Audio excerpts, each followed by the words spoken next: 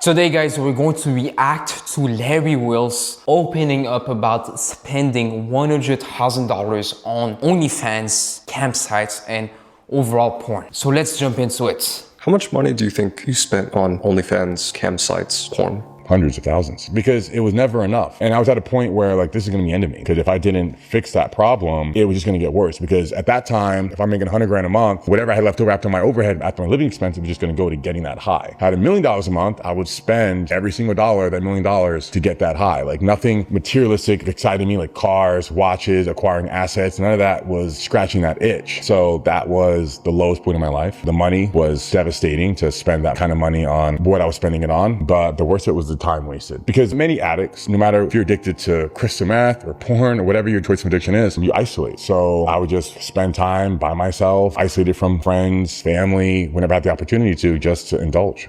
We should never look at these people as monsters or as failures or as deviants. Larry Wills is pretty successful, and I respect that. Now, we need to be aware that whenever we hear words like OnlyFans and money or porn and some combined with money, we get almost like shocked. It's like, this is really, really bad. You know, if I say I wasted $100 on junk food, for example, and I binged on it, it's bad, but it's nowhere near as bad in the eyes of most people as someone who spends it on something related to sex. Now, of course, we will judge based on morality, but what I'm trying to say is when we talk about lust, when we talk about OnlyFans, when we talk about porn, we treat it as this shiny thing, like it's so different. We think, okay, that person must be such a failure. Like, why does he do something so taboo? Why does he do something so deviant? And that reaction that we have to this makes the problem much worse for the individual struggling.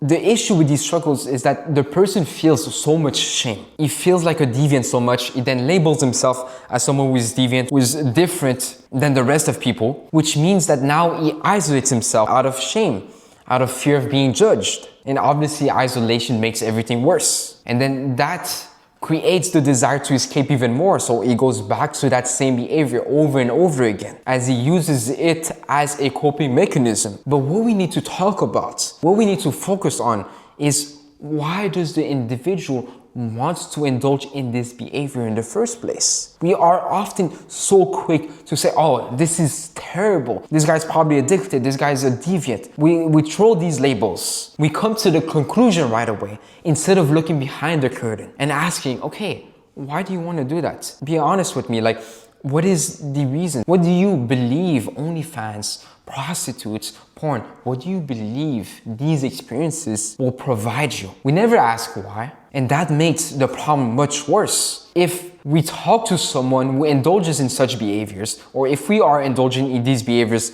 ourselves, there's always a reason. It's not random. It's not because of neurochemistry. It's not because of just your biology and you have this testosterone within you. The moment we understand what's really going on, what is the actual issue, instead of saying, oh, porn is the issue, let's treat porn. Why don't we treat the individual? Seek to understand what are the problems that he's facing. Seek to understand, how does he see porn in regards to these problems? How does he believe that porn is going to solve these problems? What is the meaning that the individual attaches to the OnlyFans, to the woman, to the prostitute? Then we can provide a solution, or the individual can problem solve and find a solution himself. And then he's going to feel hopeful as he realizes that he can actually change the situation. But the problem is we don't do that. Worse on top of that is that when we did these things in the past, like for example, we paid, and this is very common.